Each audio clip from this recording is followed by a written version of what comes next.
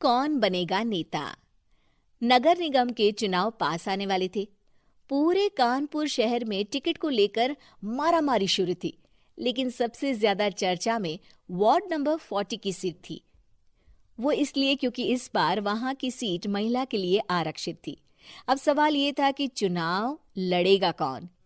इससे पहले ठाकुर साहब वहां से पार्षद थे और इस बार उन्होंने अपनी पत्नी सीमा ठाकुर को टिकट दिलवाई और ठाकुर साहब की शान के कारण सीमा जी ने 20,000 वोटों से चुनाव जीत लिया। अरे बधाई हो सीमा भाभी, अब तो आप वार्ड की पार्षद बन गई हैं।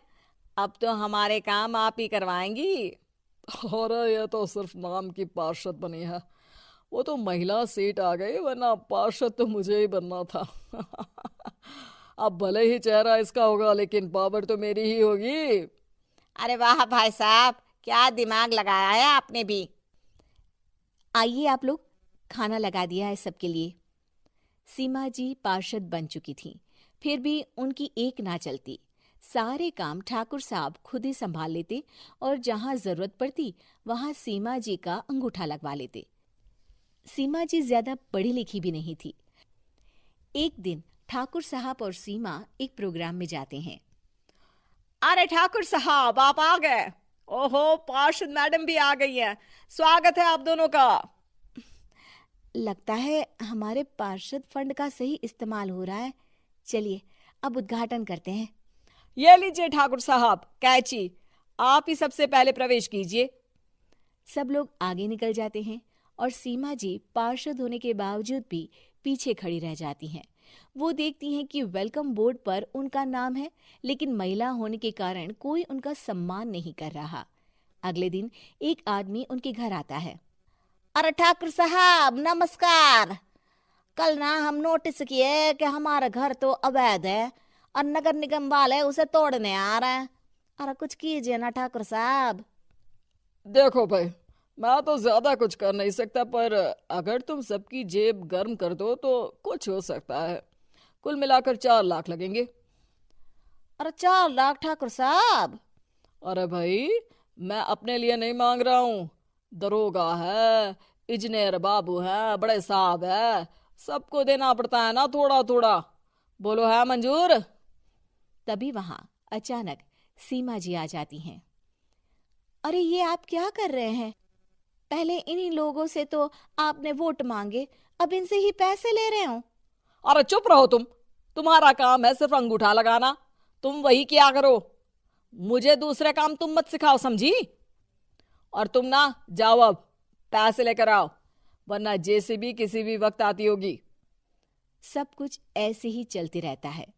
एक दिन सीमा जी और ठाकुर साहब को एक लोकल मीटिंग में बुलाया जाता है। वहां पर कई और अधिकारी लोग भी मौजूद रहते हैं। अब मैं चाहूंगा कि ठाकुर साहब हमारे बीच 2 शब्द कहें।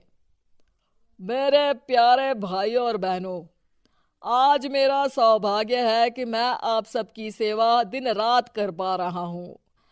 आपने मेरी पत्नी को भारी मतों से जिताया है, इसलिए मैं आप सभी का शुक्रगुजार हूं। मैं आप सबसे वादा करता हूं कि हमेशा की तरह हमारे वार्ड में किसी को कोई तकलीफ नहीं आने दूंगा। सभी लोग तालियां बजाने लगते हैं। अब मैं माननीय पार्षद मैडम को स्टेज पे बुलाना चाहूंगा।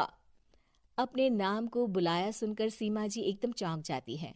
उन्हें बिल्कुल उम्मीद नहीं थी कि इतनी बड़ी जगह उन्हें मंच पर बुलाया जाएगा। जैसे तैसे वो मंच पर चढ़ती हैं। ऊपर जाते ही सीमा जी को सारी पुरानी बातें याद आ जाती हैं कि किस तरह उनके पति उन्हें कभी भी आगे बढ़ने नहीं देते और उनके नाम से गलत काम करते हैं। वो बोलने लगती हैं। मैं आपके वार्ड की पार्षद सीमा हूं।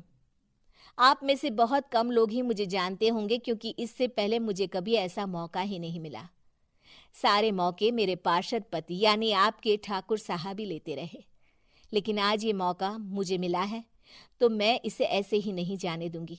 मैं आपको ये बताना चाहती हूँ कि आपके ठाकुर साहब मेरे नाम की आड़ में गैर कानूनी काम करते हैं, जिस पर अंगूठों के निशान मेरे होते थे।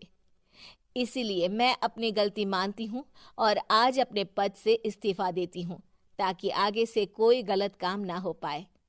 अब फैसला आप सबके हाथ में है कि आप हमें क्या सजा देना चाहते हैं।